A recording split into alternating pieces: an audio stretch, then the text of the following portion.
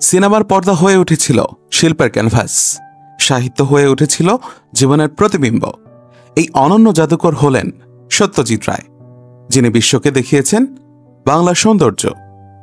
পথের পাঁচালী থেকে চারুলতা, বিশ্ব সিনেমায় তিনি এনেছেন এক নতুন দিগন্ত। অস্কার জয়ী এই কিংবদন্তি শুধু পরিচালকই নন, লেখক, সুরকার ও বাঙালি সংস্কৃতির এক চির অমর প্রতীক। তার লেখা অসংখ্য ছোট গল্পের মধ্যে একটি হল অপদার্থ। এটি শুধু একটি গল্প নয়, এটি জীবনের ব্যর্থতা, সংগ্রাম আর স্বপ্নভঙ্গের এক নিখুঁত প্রতিচ্ছবি। সত্যজিৎ রায় আমাদের দেখিয়েছেন অপদার্থ মানেই শুধু অক্ষমতা নয়, বরং মানুষের সীমাবদ্ধর পিছনে লুকিয়ে থাকা গভীর মানবিক সত্য। আপনি যদি আমার চ্যানেলে নতুন হয়ে থাকেন, তবে সাবস্ক্রাইব করে বেল আইকনটিতে ক্লিক করতে ভুলবেন না যেন।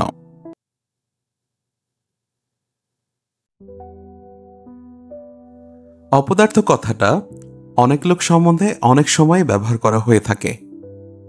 যেমন আমাদের চাকর নবকেষ্ট, নব তুই একটা অপদার্থ। এই কথাটা ছেলেবেলায় মার মুখে অনেকবার শুনেছি। নব কিন্তু কাজ ভালোই করত, দোষের মধ্যে সে ছিল বেজায় ঘুমকাতুরে। দিনের বেলা প্রায়ই একর টেনে ঘুম দেওয়ার ফলে বিকেলে চায়ের জলটা চড়াতে 4টের জায়গায় হয়ে যেত 4:30। কাজেই মা যে তাকে অপবাদটা দিতেন, সেটা ছিল রাগের কথা। কিন্তু সেজ কাকার বেলায় অপদার্থ কথাটা যেরকম লাকসই ছিল, সেরকম আর কারুর বেলায় হয়েছে বলে আমার জানা নেই।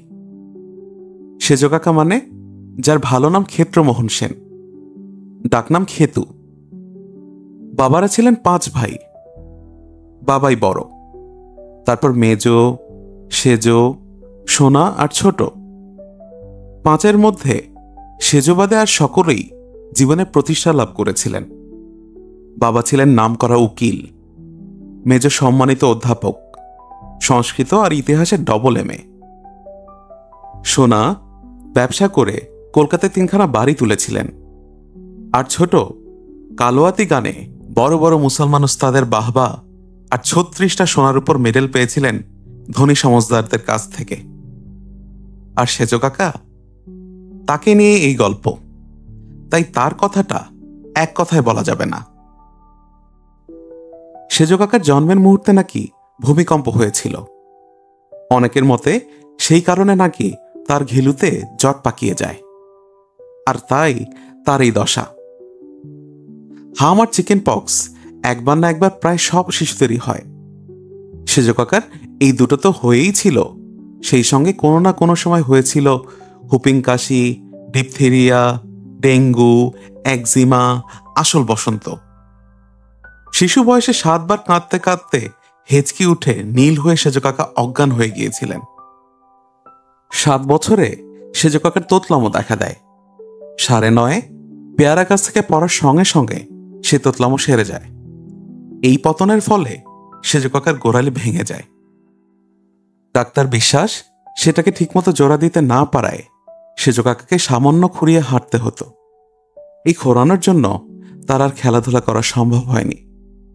হাতের টিপের অভাবে ক্যারম আর মাথা খেলে না বলে তাস পাশাও হয়নি। সেজ কাকা স্কুলে ভর্তি হয়েছিলেন ঠিকই, কিন্তু পরপর 3 বার FA পরীক্ষায় ফেল হবার পর ওর বাবা, মানে আমার ঠাকুর দাদা, নিজেই ওর পড়াশোনা বন্ধ করে দেন। বলেন, খেতু, তুই যখন একেবারেই অপদার্থ, তখন তোর এডুকেশনের পেছনে খরচ করা মানে টাকা জলে দেওয়া। তবে গলগ্রহ হয়ে থাকতে দেওয়াও তো চলে না। তুই আজ থেকে ভোমলের সঙ্গে বাজারে যাবি, শাক সবজি মাছ মাংস চিনে নিবি, তারপর থেকে সংসারের বাজারটা তুই করবি। ভোমল কাকা হলেন বাবার এক দূর সম্পর্কের ভাই। আমাদের বাড়িতে থেকেই পড়াশোনা করেছেন, মানুষ হয়েছেন। সেজ কাকা বেশ কিছুদিন বাজারে গেলেন ভোমল কাকার সঙ্গে। তারপর একদিন, সেদিন বাড়িতে লোক খাবে, ঠাকুরদা সেজ কাকার পকেটে 2টো 10 টাকার নোট গুজে দিয়ে বললেন, দেখি তুই কেমন জিনিসপত্র চিনেছিস, আজ বাজারের ভার তোর উপর। সেজ কাকাকে দিয়ে বাজার আর হলো না, কারণ কাকার পাঞ্জাবির পকেটে ফুটো। নোট 2খানা বাজারে পৌঁছানোর আগেই পথে কোথায় গলে পড়েছে। এরপর থেকে কে আর কাকাকে ট্রাস্ট করবে? আমার প্রথম স্মৃতিতে সেজ কাকার বয়স 33 আর আমার 3। কালী পুজোর দিন সন্ধ্যাবেলা। ঘটনাটা মনে আছে কেন সেটা আরেকটু বললেই বোঝা যাবে। সেজ কাকা বারান্দার মেঝেতে হামাগুড়ি দিচ্ছেন, আর আমি তার পিঠে চড়ে ঘোরা খেলছি। পাশের বাড়ি থেকে হঠাৎ একটা জ্বলন্ত উড়ন তুবড়ি এসে বারান্দার তক্তপোষের উপর পড়তেই সর্বনাশ বলে সেজ কাকা শটান হয়ে দাঁড়ালেন। তার ফলে আমি পিঠ থেকে ছিটকে পড়লাম শান বাঁধানো মেঝেতে, আর সঙ্গে সঙ্গে মাথা ফেটে রক্তারক্তি কাণ্ড। সেদিন অবশ্যই সেজ কাকাকে ভয়ঙ্কর সব কথা শুনতে হয়েছিল বাড়ির প্রায় সকলের কাছ থেকেই। আমার কিন্তু একটু দুঃখ হয়েছিল কাকার জন্য। কেউ তাকে গ্রাহ্য করে না, এমনকি মানুষের মধ্যেই ধরে না। তাই বয়সের সঙ্গে সঙ্গে আমার কাকার উপর একটা মায়া পড়ে গিয়েছিল। মাঝারি হাইট, মাঝারি রং, মুখে সবসময় একটা খুশি আর দুঃখ মেশানো ভাব। মনে হতো সব মানুষেরই বুদ্ধি হবে, সব মানুষই করিতকর্ম হবে, তার কি মানে? শহর ভর্তি এত লোকের মধ্যে একটা লোক যদি সেজ কাকার মতো হয় তাতে দোষ কি? আমি তাই ফাঁক পেলেই তার একতলার কোণের ঘরটায় গিয়ে সেজ কাকার সঙ্গে বসে গল্প করতাম। কদিন গিয়েই এটা বুঝেছিলাম যে সেজ কাকাকে গল্প বলতে বলে কোনো লাভ নেই, কারণ তার কোনো গল্পই শেষ পর্যন্ত মনে থাকে না। তারপর কি হলো সেজ কাকা? তারপর তারপর দাঁড়া তারপর তারপর তারপর গলার স্বর তারপর তারপর বলতে বলতে ক্রমে দম ফুরানো হারমোনিয়ামের মতো ক্ষীণ হয়ে আসে। সেজ কাকা গল্প থেকে গুনগুন বেসুরো গানে চলে যান। শেষটায় গানও ফুরিয়ে গিয়ে কাকার মাথাটা ঘুমে ঢুলতে থাকে। বুঝতে পারি গল্পের বাকি অংশ মনে করার মেহনত কাকার পোষাচ্ছে না। তাকে সেই অবস্থা রেখেই আমি পা টিপে টিপে ঘর থেকে বেরিয়ে আসি। সেজ কাকা আর ডাকেনও না। আমার যখন বছর 12 বয়স, তখন একদিন তার ঘরে গিয়ে দেখি তিনি একটা মোটা বই খুলে খুব মনোযোগ দিয়ে পড়ছেন। জিজ্ঞেস করতে বললেন, আয়ুর্বেদের বই। বললাম, ও বই পড়ে কি হবে সেজ কাকা? কাকা একটু ভেবে গম্ভীরভাবে বললেন, এটাও তো একটা ব্যারাম, তাই না? কোনটা? এই যে আমার দ্বারা কিচ্ছু হচ্ছে না, কিচ্ছু মনে থাকে না, কিছু মাথায় ঢোকে না, এটা নিশ্চয়ই একটা রোগ। কি আর বলবো? বললাম, তা তো হতেই পারে সেজ কাকা। তাহলে এর চিকিৎসা হবে না কেন? বললাম, তুমি নিজেই চিকিৎসা করবে নাকি? আমি জানতাম যে সেজ কাকার এই অপদার্থতার জন্য তাকে ডাক্তার দেখানোর কথা কেউ কোনোদিন ভাবেনি। সত্যি বলতে কি, ওর ছেলেবেলার সেই একগাদা ব্যারামের পর ওর আর বিশেষ কোনো অসুখ টসুখ করেনি। স্বাস্থ্যটা ওর মোটামুটি ভালোই ছিল। সেজ কাকা বলে চললেন, চকবাজারে ফুটপাথে বইটা পড়েছিল, 10 আনা দিয়ে কিনে এনেছি, বোধহয় কাজে দেবে। মনে হচ্ছে আমার ব্যারামের জন্য আয়ুর্বেদিক চিকিৎসা আছে। 2 দিন বাদে, তখন বর্ষাকাল, বিকেলে সেজ কাকার ঘরে গিয়ে দেখি উনি বেরোবার তোড়জোড় করেছেন। পায়ে ক্যাম্বিসের জুতো, মালকোচা মেরে পরা ধুতি, গলায় জড়ানো সুতির চাদর আর হাতে ছাতা। বললেন, ভরচাষ পাড়ায় ভাঙ্গা শিব মন্দিরের পেছনে একটা গাছ আছে, খবর পেয়েছি, তার শেকড় আমার চাই। ওইটা পেলেই ব্যাস নিশ্চিন্তি। সেজ কাকা বেরিয়ে পড়লেন। আকাশ ঘোলাটে হয়ে আসছে। তেমন তেমন বৃষ্টি নামলে কাকার প্ল্যান ভেস্তে যাবে। আমি ঘন্টাখানেক নিচে ঘুরঘুর করে দোতলায় নিজের ঘরে চলে গেলাম। দক্ষিণের জানালা দিয়ে সামনের রাস্তা দেখা যায়। বৃষ্টি নামল না। সন্ধে যখন হব তখন দেখি সেজ কাকা ফিরছেন। দুর্দার করে নিচে নেমে সদর দরজার মুখে কাকার সঙ্গে দেখা। পেলে শেকড়? না রে, ভুল হয়ে গেল। একটা টর্চ নিয়ে যাওয়া উচিত ছিল। জায়গাটা জংলা আর বেজায় অন্ধকার। কিন্তু ওটা কি? কাকার কথার মধ্যেই চোখ পড়েছে আমার খদ্দরের পাঞ্জাবির বুকে লাল রঙের ছোপ। তাই তো, এটা তো খেয়াল করিনি এতক্ষণ। পাঞ্জাবি খুলতেই বেরোলো একটা জোঁক। ভীম যেমন দুর্যোধনের বুকের রক্ত খেয়েছিল, তেমনি ইনি সেজ কাকার বুকের রক্ত খেয়ে ফুলে ঢোল।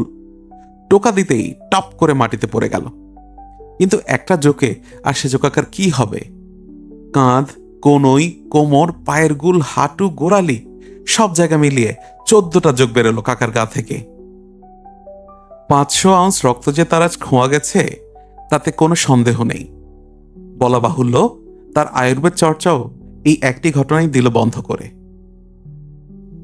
পড়াশোনায় আমি ছিলাম রীতিমতো ভালো। আমাদের সময় FA এন্ট্রান্সের যুগ শেষ হয়ে ম্যাট্রিক চলছে। পরীক্ষায় বিশ্ববিদ্যালয়ে 3rd হয়ে বিজ্ঞান পড়ব বলে চলে এলাম কলকাতায়। হোস্টেলে থেকেই MSc পর্যন্ত পড়ে পদার্থবিজ্ঞানে ফার্স্ট ক্লাস ফার্স্ট হয়ে চলে যাই আমেরিকায়। শেষ পর্যন্ত গবেষক হিসেবে আমার বেশ খ্যাতি হয়। শিকাগো বিশ্ববিদ্যালয়ে অধ্যাপক ও গবেষণার কাজ আমি একসঙ্গে চালাতে থাকি। বাইরে থাকার ফলে সেজ কাকার সঙ্গে যোগসূত্র ক্ষীণ হয়ে এসেছিল। একবার তখন আমি সবে অধ্যাপনা শুরু করেছি, মার চিঠিতে এক অদ্ভুত খবর পেলাম।